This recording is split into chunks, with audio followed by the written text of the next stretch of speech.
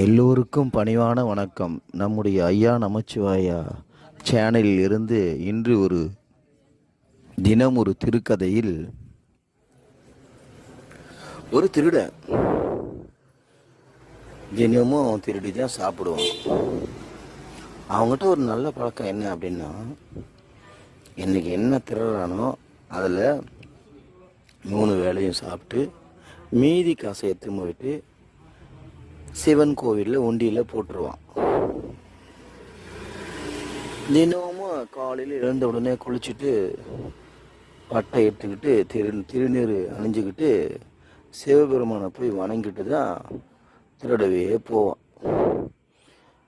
சின்ன வயசுலேருந்தே அவங்க அப்பா அம்மா அவனுக்கு சிவபெருமானை வணங்க கற்றுக் கொடுத்துருக்காங்க. அவங்க தினமும் கோயிலுக்கு போவாங்க, அப்பா அம்மா கூட. இவனும் கோயிலுக்கு போவான், சாமி வணங்குவான். அந்த பழக்கம் திடீர்னு ஒரு நாள் அவங்க அப்பா அம்மா இறந்துடுறாங்க. சின்ன வயசுலேயே இறந்ததுனால அவனுக்கு எந்த வேலை படிக்கவும் இல்லை, எந்த வேலைக்கு போகிறதுன்னு தெரியல. எந்த வேலைக்கு போனாலும் அவனுக்கு வேலை கிடைக்கல, பட்னி கஷ்டம். அதனால் அவன் திருடனாக மாறிடுறான். ஒவ்வொரு முறையும் திருடும் போதும் சிவசிவா சிவசிவான்னு சொல்லிட்டு தான் அவன் திருடுவான். ஒரு நாள் வாலிப வயது வந்தது அவனுக்கு. யாரும் அவனுக்கு பொண்ணு கொடுக்க விரும்பலை. ஆனால் அவன் சாப்பாட்டுக்கு என்ன பண்ணுறான், திருடி தான் சாப்பிட்றான், வேலையே கிடைக்காதனால. ஒரு நாள் எல்லார் வீட்லையும் திருடிட்டு பிறகு கடைசியில் ஊருக்கு கடைசியில் இருக்கக்கூடிய ஒரு குடிசைக்கு போகிறான் திருடுறதுக்கு.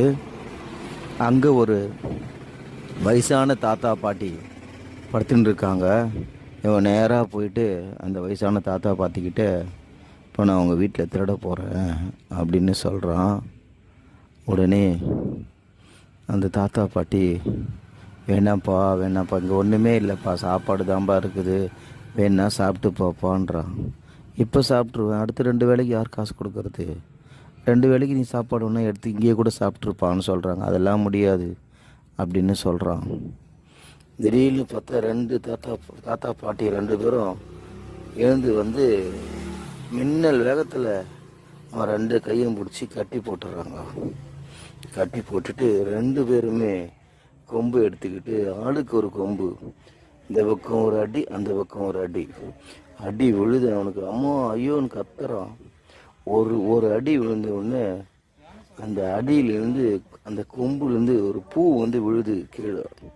அந்த ஆயா அடிக்கும் போதும் அம்மானு கத்துறான், வலி தாங்க முடியல. ஆனால் அந்த கொம்புலேருந்து இன்னொரு பூ வந்து கீழே விழுது.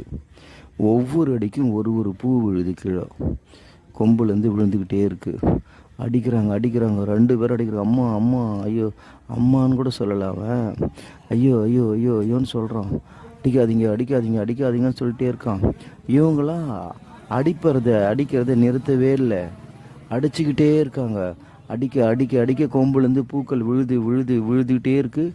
அந்த பூ விழுந்து அப்படியே கும்பலாக ஆகி கொஞ்சம் கொஞ்சமாக அவன் முட்டி வரைக்கும் வருது. அந்த பூக்கள் விழுந்த பூக்கள்லாம் மறுபடியும் தொடை வரைக்கும் வருது, வயிறு வரைக்கும் வருது, கழுத்து வரைக்கும் வந்துருச்சு பூக்கள்.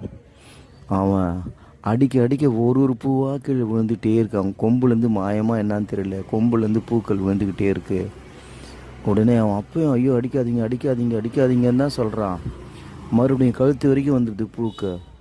அதுக்கப்புறம் நெத்தி வரைக்கும் வந்துடுச்சு, கண்ணை மறைச்சிடுச்சு, நெத்தி வரைக்கும் வந்துடுச்சு. அந்த பூக்கள் அப்படியே வளர்ந்துக்கிட்டு அந்த பூக்கள் கும்பலாக அப்படியே அவன் தலை வரைக்கும் வந்து அவனையே மறைச்சிடுச்சு. மூச்சு திணறுது. என்னை விட்டுருங்கோ, நான் இனிமேல் திருட மாட்டேன், சிவசிவா திருட மாட்டேன், இனிமேல் நான் திருட மாட்டேன்னு சொல்கிறான். கொஞ்ச நேரத்துக்கெல்லாம் கண்ணு மூடிக்கிட்டே சொல்கிறான். கொஞ்ச நேரத்துக்கெல்லாம் அந்த பூக்கள் அவனை மூடி மறைச்சிருந்த பூக்கள் காணாமல் போயிடுது. அந்த 2 தாத்தா பாட்டியும் காணாமல் போயிடுறாங்க. கண்ணை திறந்து பார்த்தா அந்த குடிசையும் இல்லை. அந்த இடத்துல சுற்றி பார்த்தா பொண்ணுங்கள் எரிஞ்சுங்குது. அவன் காலு கீழே பார்த்தா சாம்பலாகவே இருக்குது. ஒரு பொணத்து சாம்பல் மேலே நின்றுட்டுருக்கான். அப்படியே திக்குன்னு வாரி போடுது அவனுக்கு. அப்படியே சல்லுன்னு திரும்பி பார்க்குறான். பார்த்தா ஒரு பெரிய கோபுரம் தெரியுது அவன் கண்ணுக்கு. அந்த கோபுரத்துக்கு நடுவில் சிவசிவான்ற சிகப்பு எழுத்தில் சிவசிவான்ற எழுத்து அவன் கண்ணை பறிக்குது. அப்படியே பார்க்குறான். சிவசிவா சிவசிவா சிவசிவான்னு கீழே குனிகிறான். பார்த்தா அந்த சாம்பல் மேலே அவன் நின்றுங்கிறான். சாம்பலை எடுத்து கையில் பார்க்குறான். அப்போ தான் அவன் புரிஞ்சுக்கிறான், இறந்தா நாமளும் இந்த சாம்பலாக தான் போக போகிறோம். இதுக்கா இப்படி திருடணும் நம்ம சின்ன வயசுலேருந்து அப்படின்னு சொல்லிட்டு அந்த அனுப்பிச்சிட்டு இருக்கும்போதே அந்த சிவசிவான்ற சிகப்பு எழுத்து இவனை நோக்கி வா வான்னு சொல்கிற மாதிரி இருக்குது. அவனுக்கு ஓடுறான். அந்த சிவப்பு சிவசிவான்ற எழுத்து கோயிலில் இருக்கக்கூடிய கோபுரத்தில் இருக்கக்கூடிய எழுத்து நோக்கி ஓடுறான். ஓடிக்கிட்டே இருக்கான். திடீர்னு எழுந்திருக்கிறான். எழுந்து பார்த்தா கனவு. ஆஹா, கனவா இது அப்படின்னு நினச்சிட்டு திரும்பி எழுந்து உட்காந்து வாசல் படியை பார்த்தா அந்த தாத்தா பாட்டிங்க 2 பேரும் வாசலில் நிற்கிறாங்க.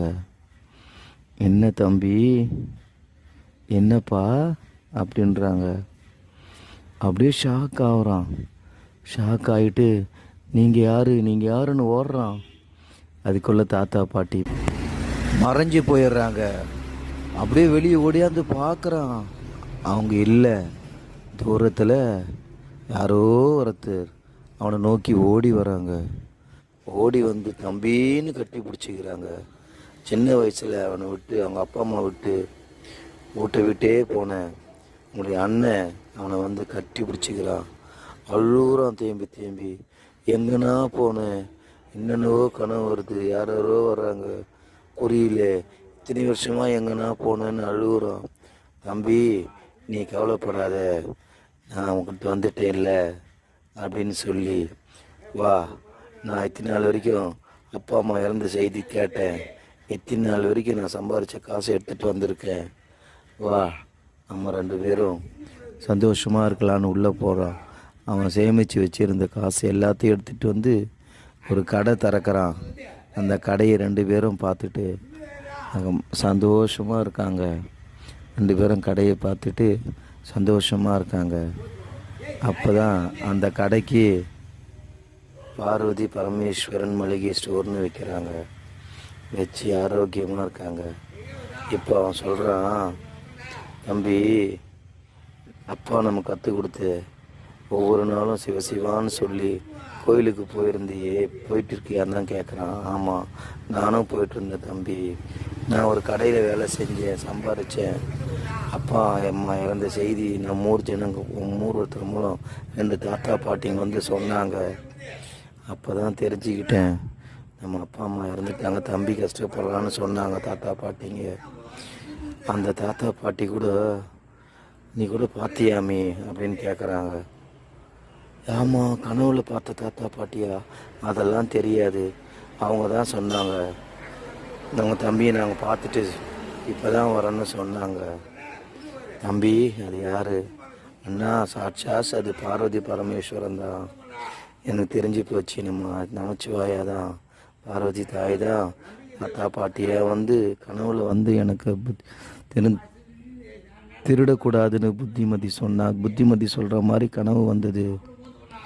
அப்புறம் பார்த்தா நீ வர, எல்லாம் அந்த சுவாமி ஐயா நமச்சிவாயாவுடைய அருள் தான், அந்த தாய் தந்தையுடைய அருள் தான், உண்ணாமுலையம்மன் அருள் தான் தம்பின்னு சொல்லிட்டு பூஜை அறையில் போய் விளக்கேற்றி உண்ணாமுலையர் வணங்கிட்டு வாழ்க்கையை நடத்துகிறாங்க.